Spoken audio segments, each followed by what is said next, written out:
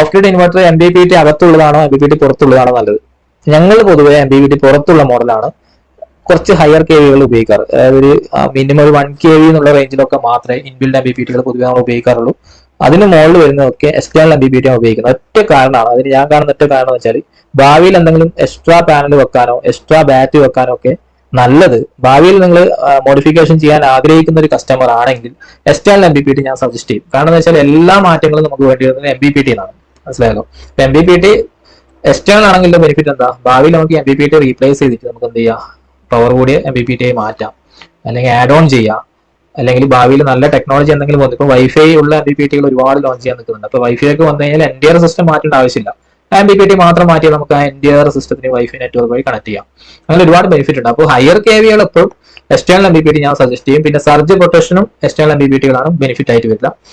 കാരണം നമുക്ക് MPPTയിലാണല്ലോ direct solar panel connect ചെയ്തിരിക്കുന്ന MPPTയിലാണ്. അപ്പോൾ അവിടെ നല്ലൊരു സർജ് സർക്യൂട്ട് ചെയ്തു കഴിഞ്ഞാൽ ഇൻവെർട്ടറിന്റെ ഇന്റേണൽ സർക്യൂട്ടിലോട്ട് ബാധിക്കാണ്ട് സേഫ് ചെയ്ത് കിട്ടും. അപ്പൊ അത്തരം കാര്യങ്ങൾക്ക് അത് ബെനിഫിറ്റ് ആണ്. ഇപ്പൊ എക്സ്റ്റേണൽ MPPT ആണ് ഹയർ KVകളിൽ ഞങ്ങൾ റെക്കമെൻഡ് ചെയ്യാറുള്ളത്. ചെറിയ സിസ്റ്റത്തിൽ, വളരെ ചെറിയ ബഡ്ജറ്റ് ചെയ്യുന്ന സിസ്റ്റത്തിലാണെങ്കിൽ ഇൻബിൽഡ് MPPT ഉള്ള ഇൻവെർട്ടറുകൾ ഉപയോഗിക്കാം.